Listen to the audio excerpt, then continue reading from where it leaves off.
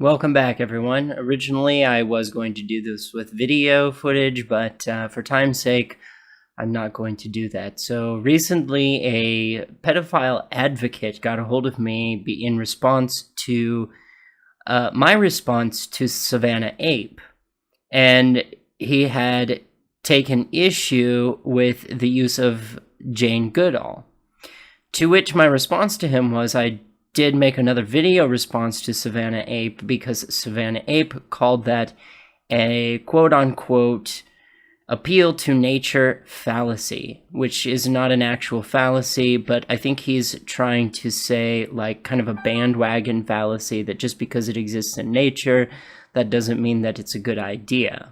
And to which that would be correct. Just because another civilization, another culture, another species engages in a particular behavior, that doesn't mean that it fits into our moral arc. And that is absolutely true.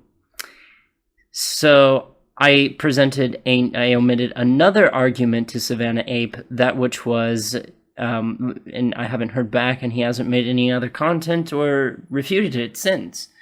But but basically my argument was I showed statistics and data information that clearly pointed to the fact that child molestation does have a death rate attached to it. There are children that die from this. Let alone, I suppose, to my understanding, there is a study that shows that there is a high amount of a particular STD, an incurable one at that I think it was like hepatitis or something like that these children had been exposed to within sex rings in certain parts of Europe. And to which I would have to ask, is this appropriate to expose a child to an incurable STD? And my response to that would be absolutely not. Children are not only not physically developed yet, but they're not emotionally or mentally developed yet either. And these pro-pedophiles make some really strange arguments to try and justify it. And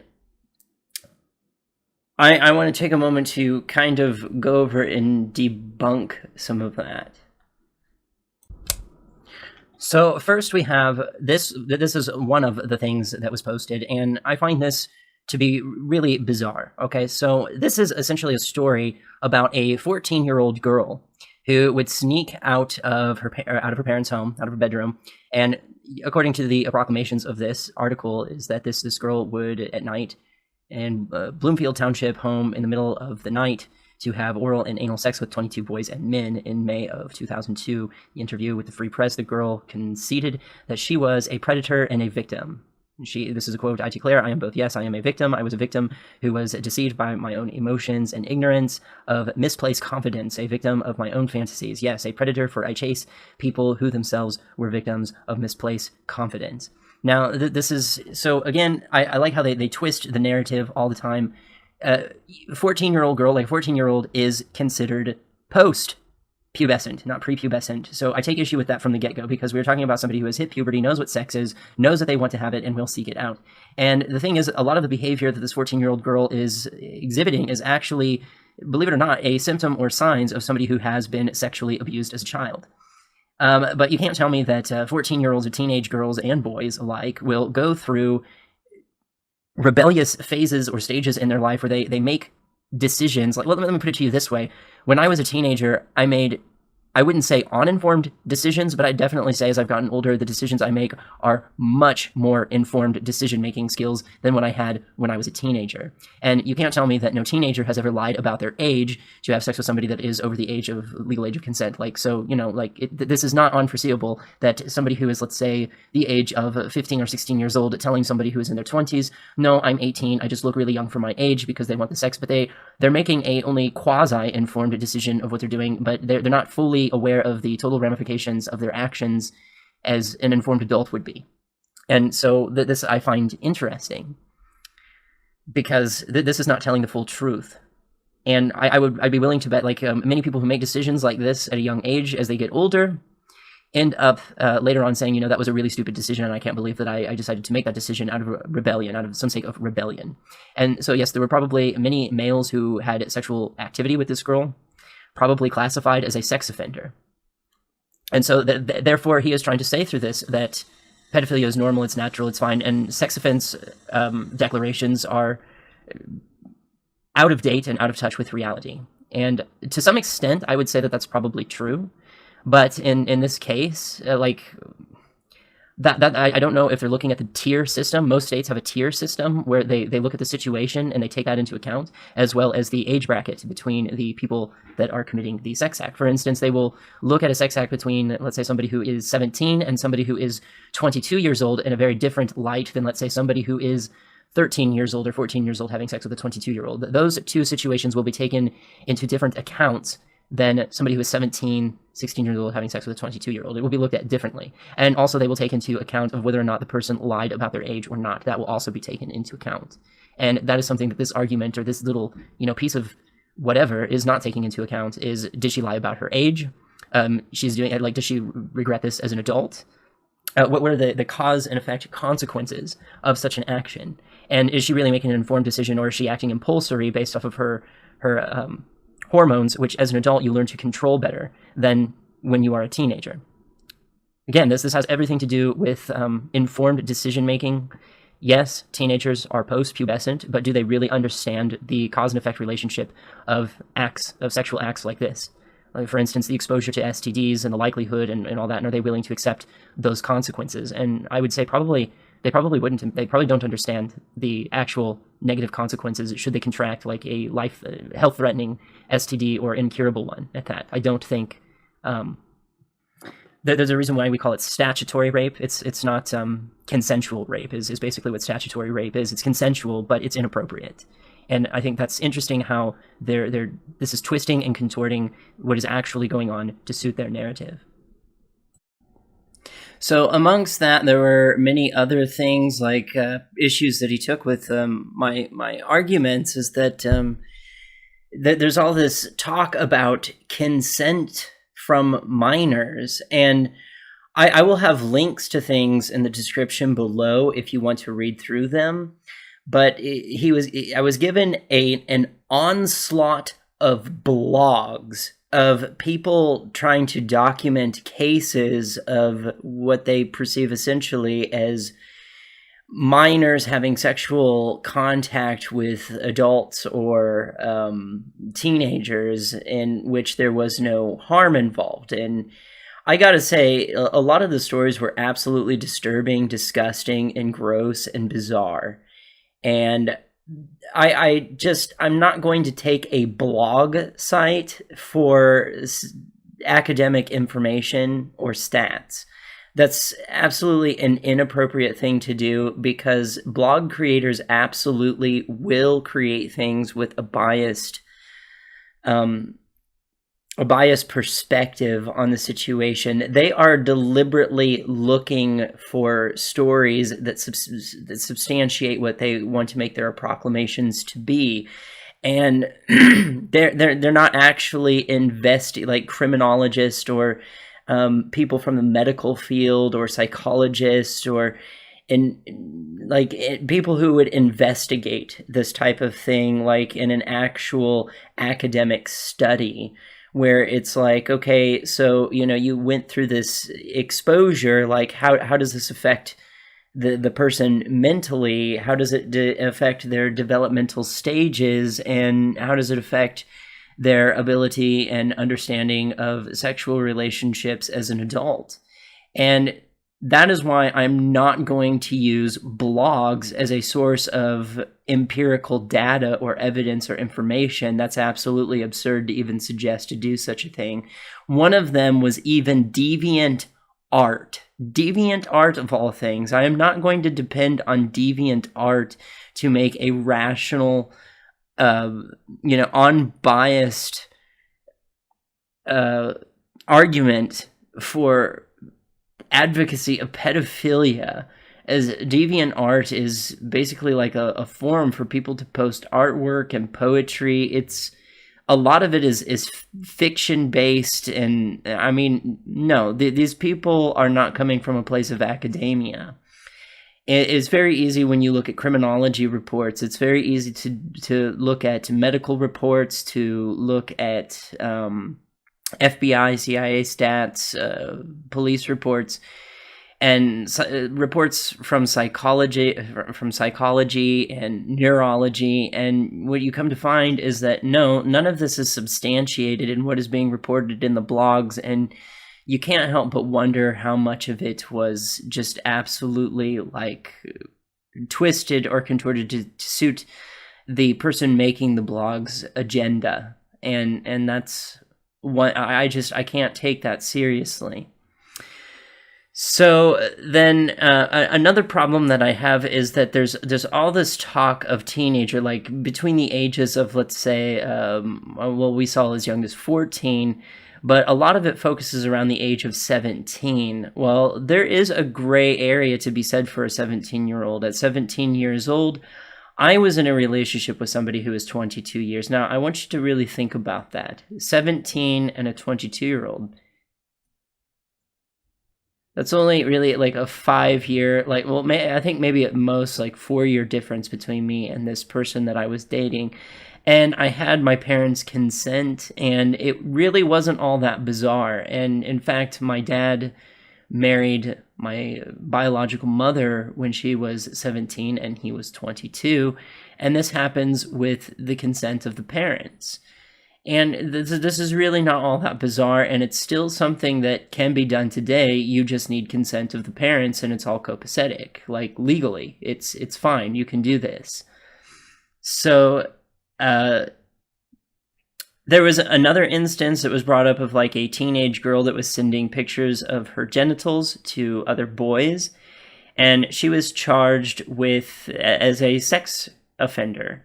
And this would be an example of how the sex offender laws are broken when it comes to technological advances.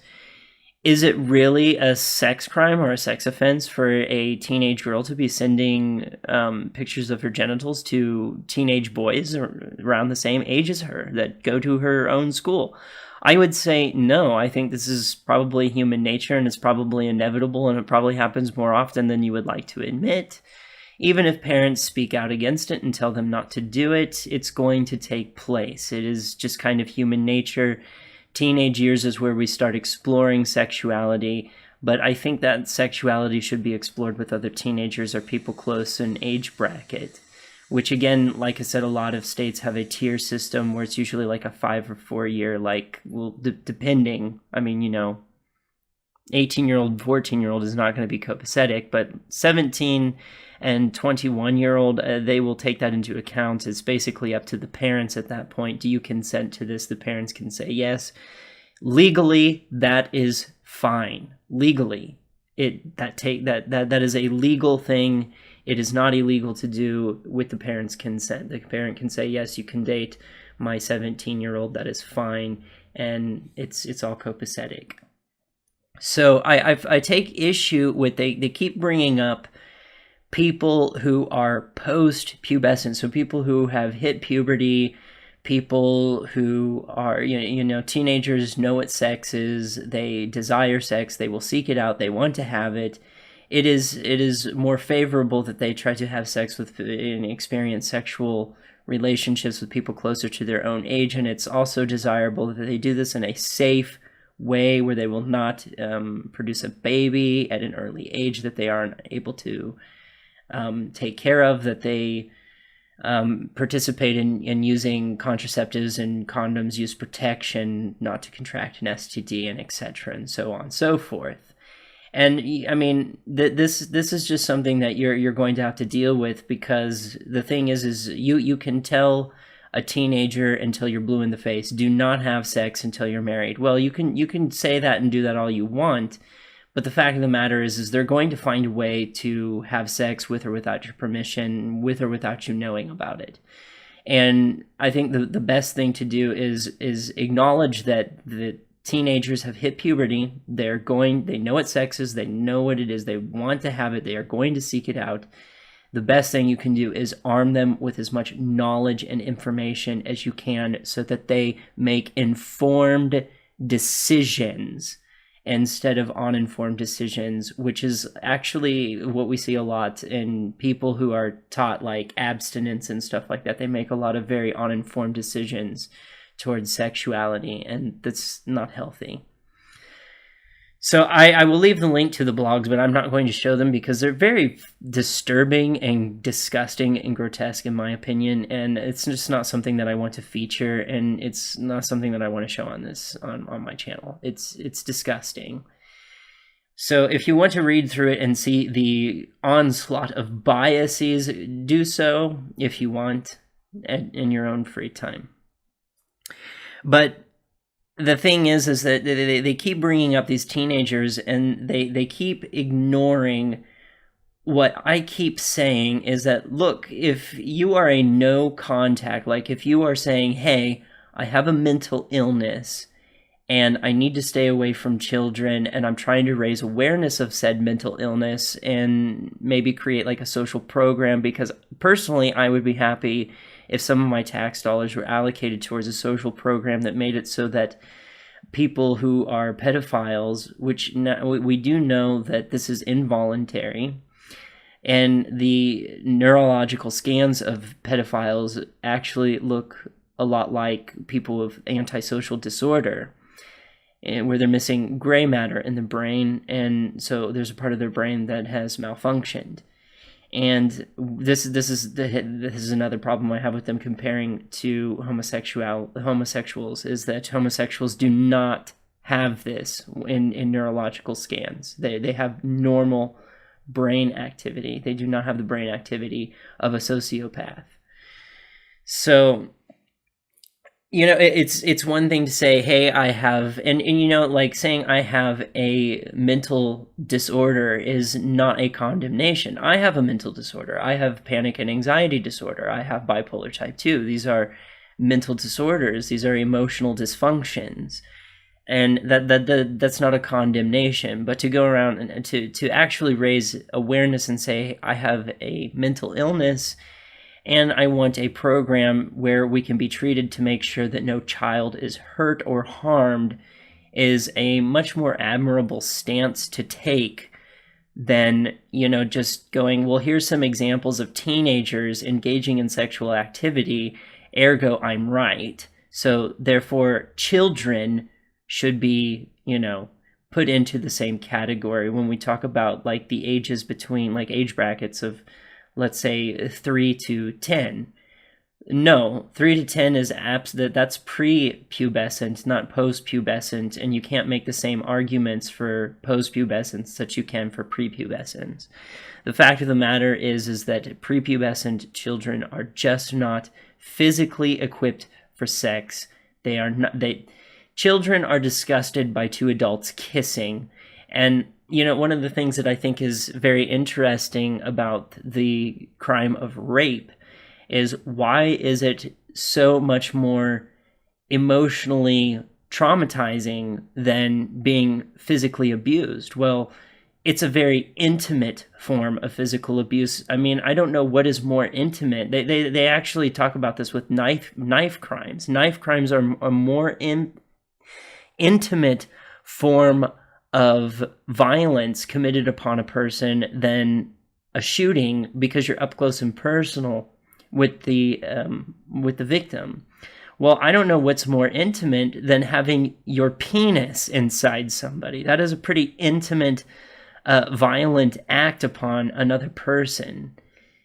And some people might take this as being obedient, but a lot of the times when people are being raped, they go into a state of catatonic shock where they become petrified and unresponsive. This does not mean that they are cooperating with the act. Their brain is basically engaging in a self-defense mechanism to protect them from further psychological harm than what is already going to happen. And this has been documented time and time again with case studies of people who have been molested as children, and because he was making the argument that if the child is not does not is not exposed to any sort of violence, then they're okay with it. Well, that's not true, because many of child molestation cases are not met with like what we perceive, what he's perceiving as violence, what he means by violence. There's, it's not, they're not held down against their will, and it's not like abrupt and forcibly. It's more manipulative, like, hey, you should take off your clothes, you should do this, that, and the other. And don't tell your parents, like this, we could get in a lot of trouble, blah, blah, blah, blah, blah. Manipulation. And what we see time after time in case after case, and so that there is no shame factor involved in any of it.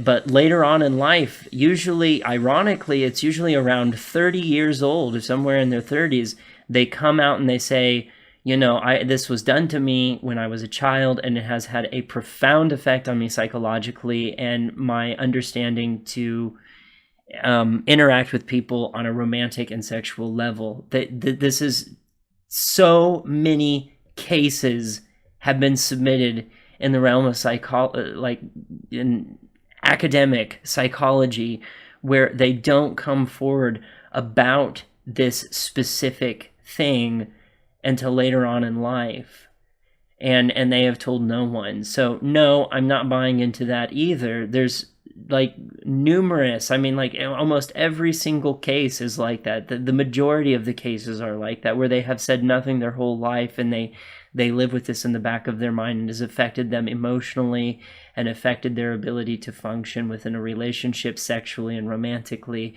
and they don't come forward about it until they're in their adulthood, and they finally are ready to face it. So I am not buying into that, and that is bullshit. And no, we're not doing that. We are using academic, we are using science, we are using what we know from criminology, psychology, neurology, and medical documentations. And there have been multiple medical documentations of the bodily harm that comes from sexual activity performed on a child. It causes an immense amount of not only psychological harm, but physical harm as well, and you can find that through medical documentations. So, their bodies are just not built for it, and also I'd say let them have their childhood. There's no need to introduce them to the world of sexuality and disrupt like I said, they're grossed out by two adults kissing. There's no way they're going to understand the concept of genitals and what they're for, and bodily fluids and all that sort of stuff. This is beyond comprehension, and you are exposing them to something. You are taking away their innocence, and that is not something that you can ever give back. You can never give it back once it's gone. So, there's another thing that I would like to go over. So we'll do a screenshot of that.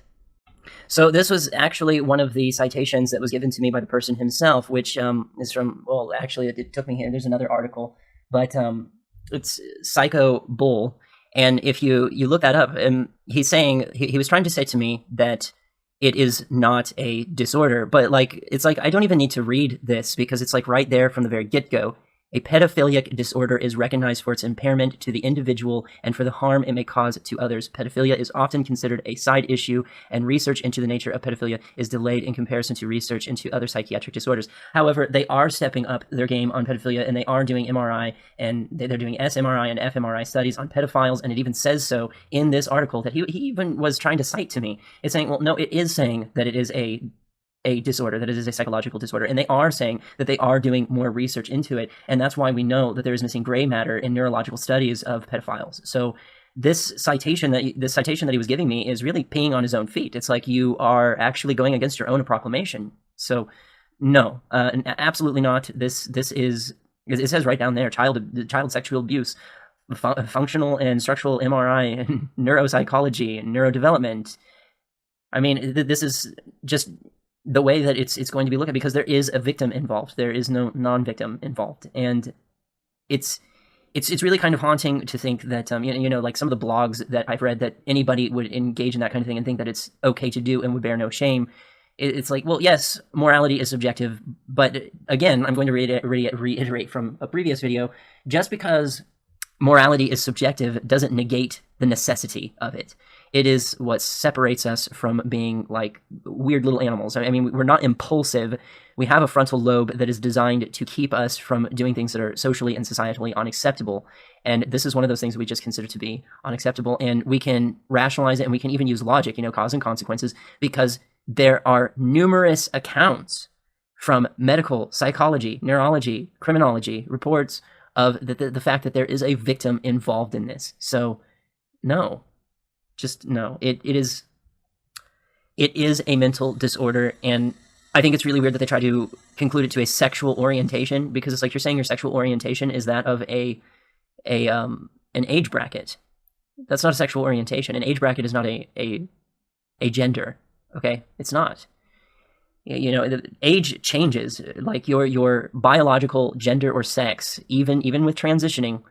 There are things about you that, like, if you were born a male, there are things about you that will always be fundamentally male on a biological level. If you were born female, there are always going to be things about you fundamentally that are biologically female. And that's just the reality of it, because the effects of what makes you male or female are irreversible. But age changes, and we have different developmental stages as we grow.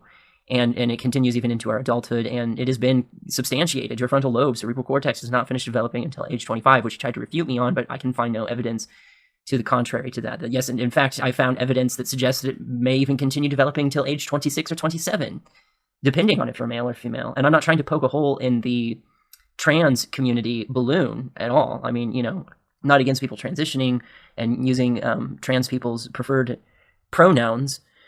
If a male desires to, goes through transition and wants to be referred to as a female and does the part and everything, I have nothing against that. But I'm just saying, like, from a biological standpoint, like looking at it from an academic medical standpoint, gender and age, like you can't put those two. You have to distinguish a difference between those two. We're not saying that they're the same thing, because they're not.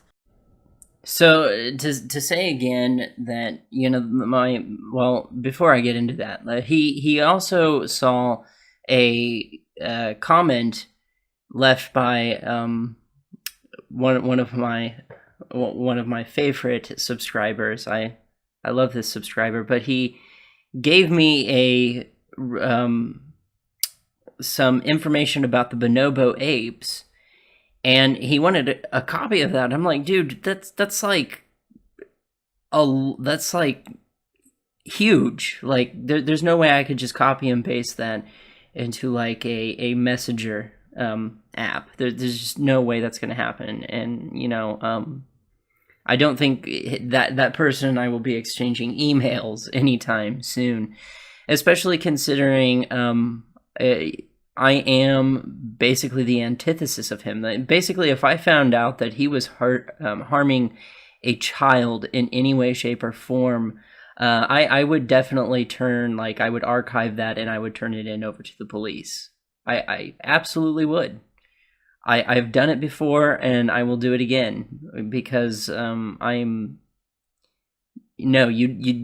do not do that to children. So again, to recap, this is that, like, we're not even going to pay attention to the quote unquote argument of nature, whatever the fuck that is.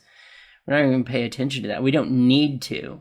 It's not necessary. We don't need to do it.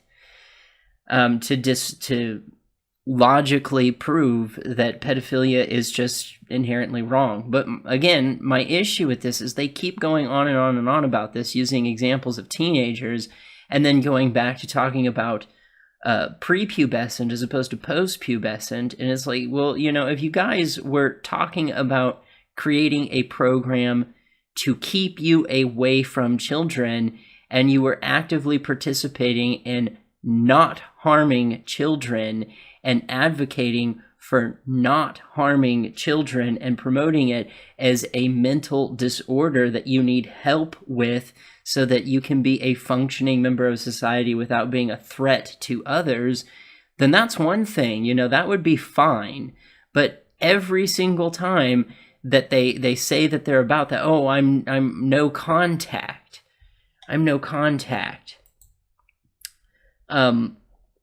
Well, they do like a complete 180, and they start talking about like actual pedophilic acts and thinking that this should be legal or something like that, and start arguing in favor of pedophilic acts on prepubescent children, like mutual masturbation or something like that. That was in one of the blogs. That was disgusting. That was gross. That was disturbing. Like that made my, like, that just made my skin crawl. Like, ugh, god damn it. That's fucking weird. That's gross. It's disgusting. That's despicable. That's deplorable. What the fuck? I mean, you know, that was just kind of my initial reaction of like, that's just really disturbing that somebody would allow a child to do that. That's absolutely disturbing. Absolutely. And then I reminded myself, I am reading a blog. I am not reading anything from a point of academia.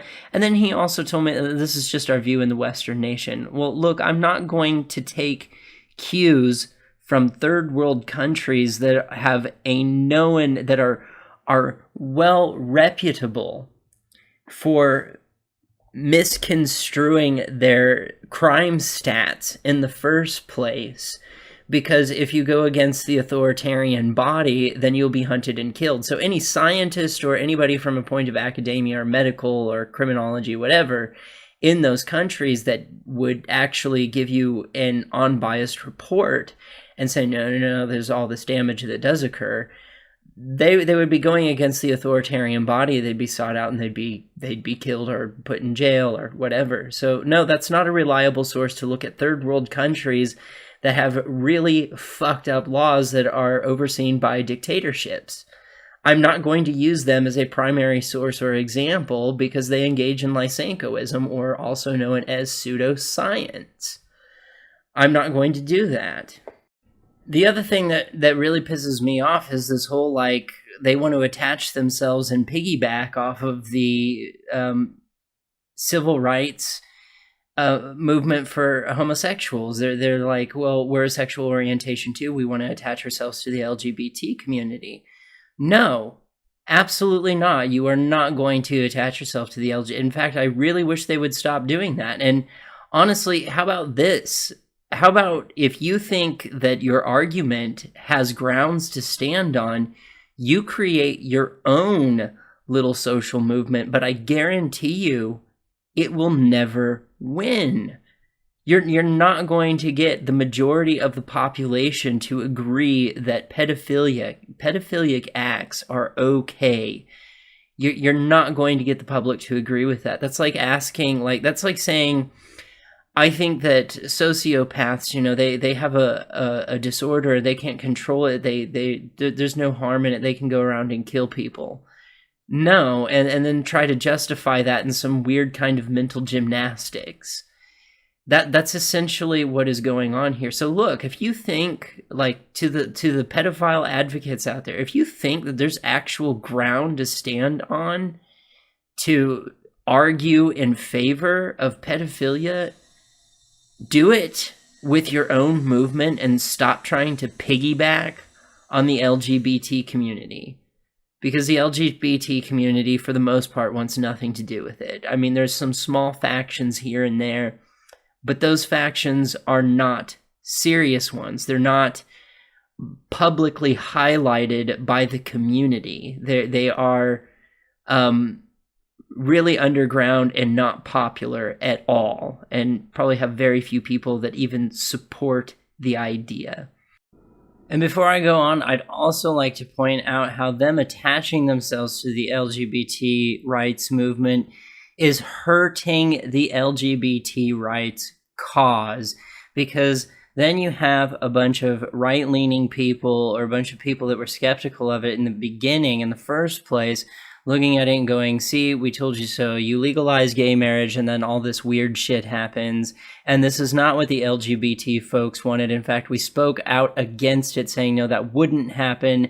And so you pro-pedophiles are fucking over our rights by trying to piggyback off of it. So please, by all means, stand on your own platform and stop trying to piggyback off of the LGBT rights. And to point out the inconsistencies in the sex offender registry is a totally different argument than arguing for pro-pedophilia. There is some issues with people if you get caught peeing in public, you're a sex offender in some states. That's a fact. And yeah, I'd argue that is a problem. I don't think peeing in public should result in you becoming a sex offender. I agree. So I do think that there is some inconsistencies that do need to be looked at, but no, this whole I'm going to look at an example of a 17 and an 18-year-old having a sexual relationship and take that as, well, there you go, I'm substantiated, pedophilia is okay. No, you're talking about a 17-year-old and an 18-year-old. Fuck you. You can't take that example and turn around and look at like a 9-year-old and say it's the same fucking thing. It's not the same fucking thing. You know, like a 9-year-old's balls haven't even dropped. A 9-year-old female doesn't even have breasts developing yet, or even has periods, as far as my understanding goes. I don't know. I don't know much about female anatomy, to be honest. And I'm not a parent, but I know enough to know that is a ridiculous proclamation. So that's what I would have to say. Stop trying to piggyback off of the LGBT community and do your own thing. And I will have links to some things that he uses to try and make his arguments in the description below. I invite you to take a look at them. Be aware that some of them are very dark and controversial. So with that, I'm going to say comment in the comment section below, like, share, subscribe, hit the bell button on any channel you're subscribed to. And I'm sorry I did the video this way without video and just picture kind of podcast style, but it was for time's sake. Thank you very much. I am out.